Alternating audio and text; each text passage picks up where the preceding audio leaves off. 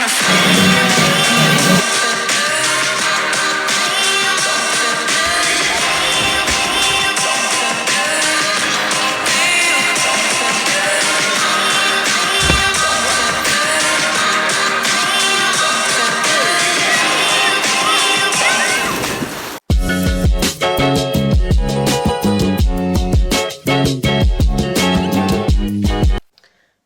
this is great. I literally did all that, you know, spent 15 minutes doing that.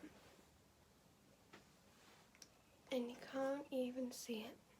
Hi guys, welcome back to my channel. Thank you so much for tuning in to watch another video.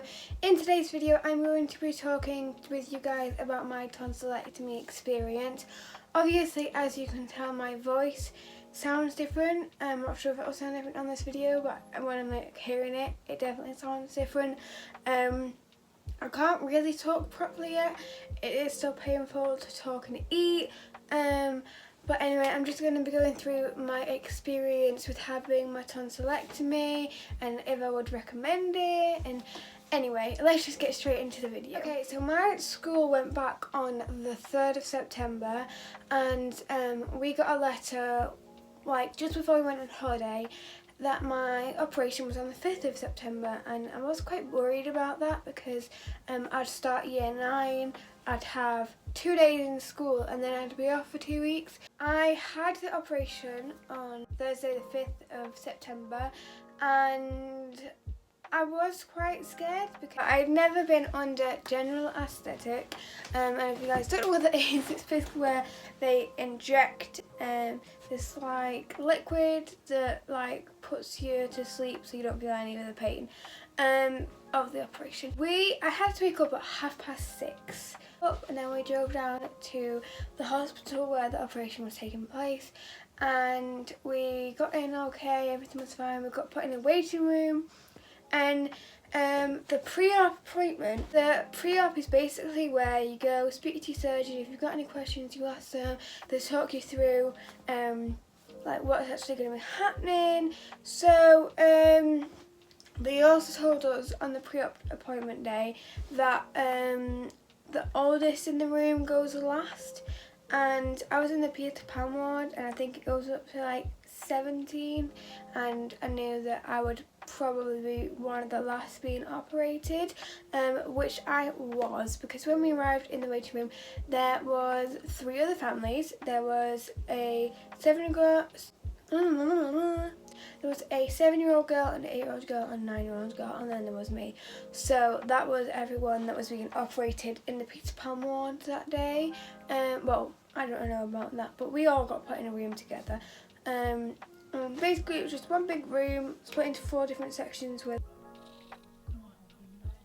like the curtain things, and there was one girl that was having something to do with her ear, like an operation on her ear. Another girl that was having a tonsillectomy, which I was quite happy about that because I wasn't the only girl that was having a tonsillectomy that day. And then there was another girl and she had like an earring embedded in her ear, so she was having an operation to get that out. And then there was me.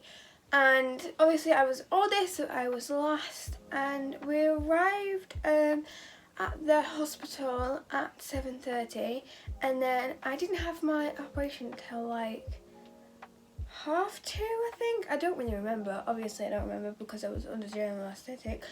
But yeah, I think it was around 2:30, 3 o'clock. Or maybe even a little bit earlier than that. Anyway, it was around that time. So all the rest of the time, I had to just watch these little girls, like, just one at a time, like, go out in the room. And then they were going upstairs to get their general anaesthetic injection. And then the operation would take place. And then they'd come back downstairs and, like, sleep in the recovery area. So, anyway, one by one, these girls went. And I was just sat there, like, really nervous. Because like I'd never been under general anaesthetic before, I didn't have a clue what it was going to be like, and so I was last to get my operation done, and all the girls had finished, and the girl next to me the one that had the operation just before me was the one who had the earring embedded in her ear, and she just got wheeled in, and then she went straight to sleep, and then I knew that they were coming down to get me soon. So that's what they did. They came in, they got me, they wheeled me up. No, they didn't. I walked up in bed. No, what am I saying? I walked up to the lift. Then I got in the lift, went upstairs, and then they said, "Do you like needles?" And I was like, "No, who likes needles? Like, seriously." And then she was like, "Do you want me to play Where's Wally with you while they put the injection?" And I was like, "I'm not full." But anyway, I just nodded. Anyway, I had my nurse like playing Where's Wally with me, so I would look the other way. Whilst I didn't even really know what they were injecting into me, but they just kept putting like needles in my hand. And I've had jabs at school, so I sort of know well, I do know what the needles feel like. And I just don't like the feeling of when they're actually in. Like, when they go in, when the needle goes in, it's fine. When the liquid's actually being injected into you, that's the bit that I don't like, because you can literally like feel it running down your arm. Anyway, I was playing Where's Wally with my nurse, even though I didn't really want to. It's a bit rude to be like, no. And this guy came up to me who was putting all the injections in and was like, "This is the injection that's going to put you to sleep." And I was like, okay. So he put the needle in, and it was just like all the other needles, and then I could feel it run down my arm, and then all of a sudden, like, it was a really weird feeling.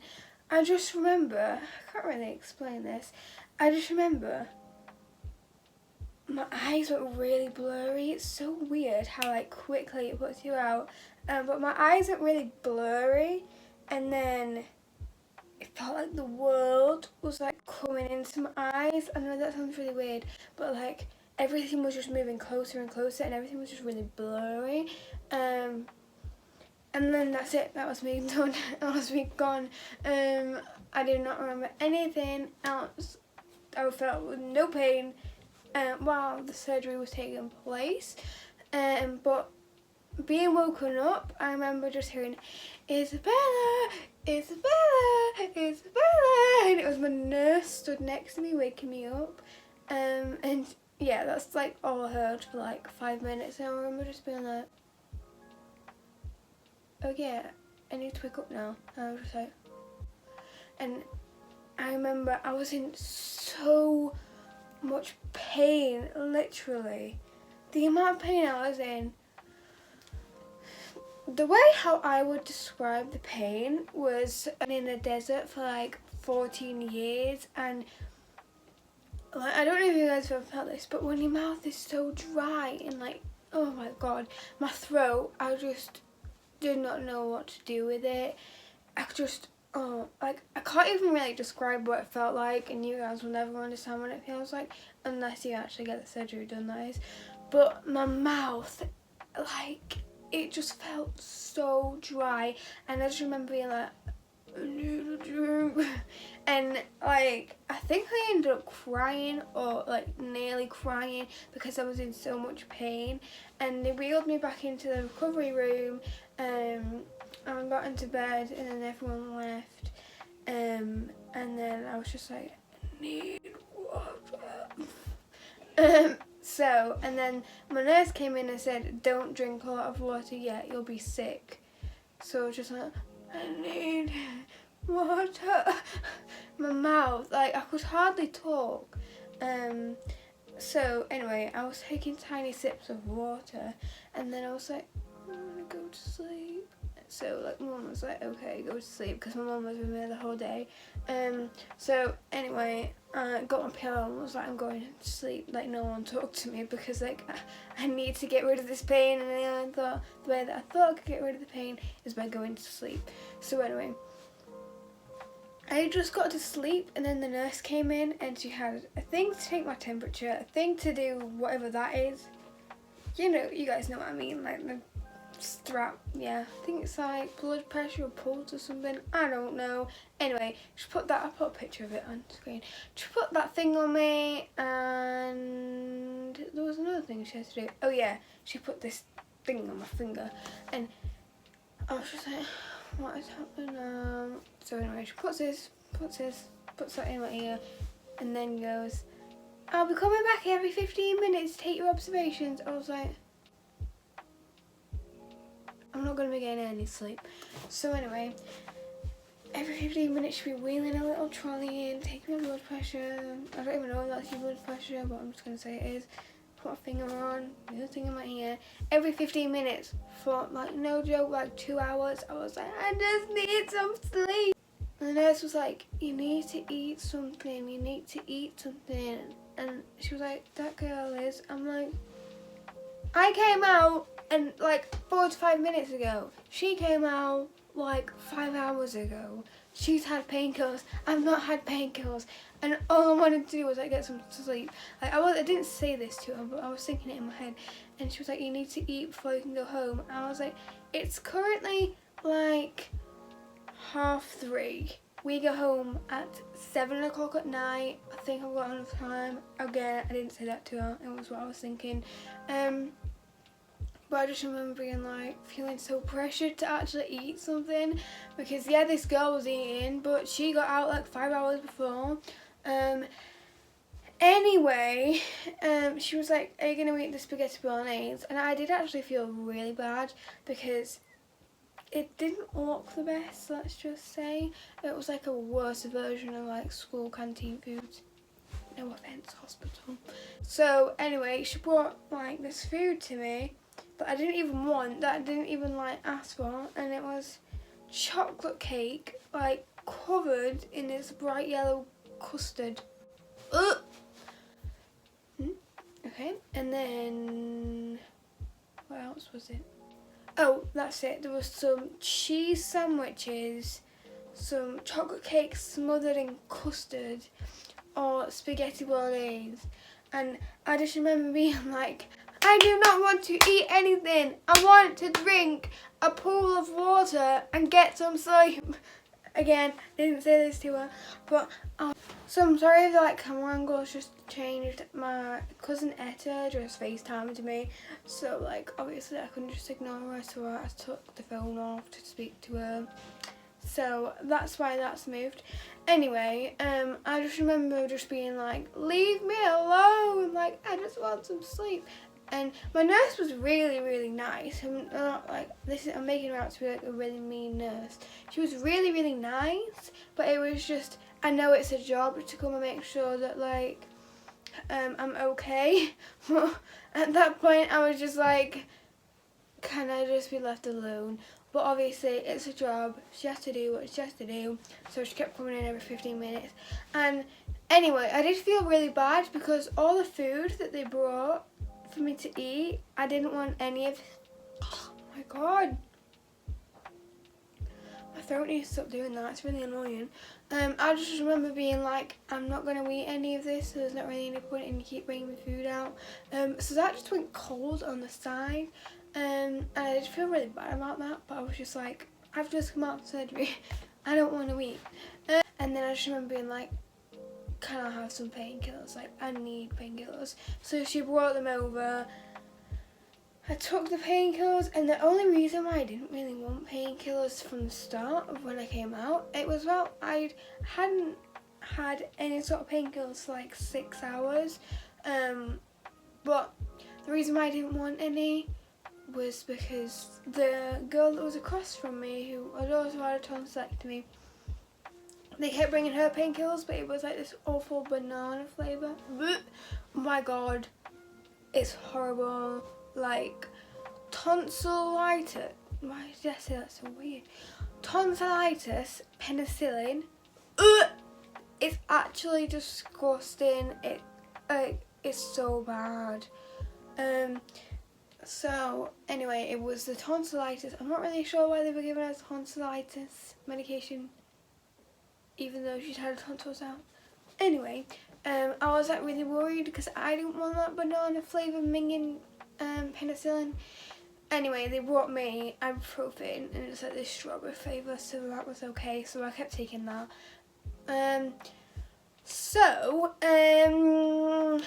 I was just getting rest and she kept waking me up. And then they were like, dinner time, dinner time, dinner time. I was like, oh my god. At this point, I did not want to eat anything. I was just like, I'm not going to eat. And then she was like, you have to eat before I go. So anyway, before it was dinner time, I'd actually eaten 2 pieces of toast. Toast? She was like, do you want all this food or I can go get you toast? I was just like, toast. But I asked her to put loads of butter so it was soft and not like crunchy. So anyway, I ate 2 pieces of toast. Took me about an hour, not even gonna lie.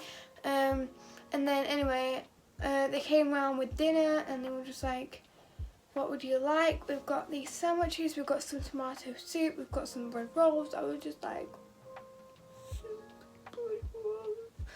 so anyway, I got soup and bread roll. It was Heinz tomato soup, so that was quite good because I do like a good bowl of Heinz tomato soup. So anyway, I had that very, very slowly. By the time like I got halfway, it was cold. And then they gave me 2 big bread rolls and I ate one of them. And then a little pot of ice cream and I ate the ice cream. And then we had to stay for like another 2 hours after that. And then at 7:30, we ended up being discharged from the hospital. When I got home, it was good because my mum had the whole day off the next day. Because if you guys don't know, my mum makes brownies for a living. So she works from home and she had that day off, which was good because we just arrived back from our Disneyland Paris, Switzerland road trip that week. And if she comes back halfway through a week, she doesn't work the rest because it's hard to pick her up for that half of a week. So she had that day off, and then I just like slept most of the time. And let me just talk to you about the amount of medication they brought me home with. I was expecting like 1 little bottle of like penicillin or something, or 1 little bottle of paracetamol. No. They came onto my bed, my hospital bed was still there, and like, this is your medication. I was like, she gave me 2 Calpol bottles, 2 ibuprofen bottles, 2 amoxicillin. Okay, it wasn't penicillin, it was amoxicillin. Amoxicillin and penicillin like taste the same. They are actually disgusting. Like, the other 2 were fine, they were strawberry flavoured. It's just this amoxicillin, it's like banana flavoured. It was actually disgusting. I actually don't think that I actually finished taking it. Let me go get it. Here is my amoxicillin. I can smell it now. Oh, I've got like the, you guys will be able to see it. I've got like, oh, this is giving me bad flashbacks. I've got like the oh my god, I can mate left at the bottom. Anyway, that wouldn't even do like 1 dose. Yeah, anyway, this is my amoxicillin.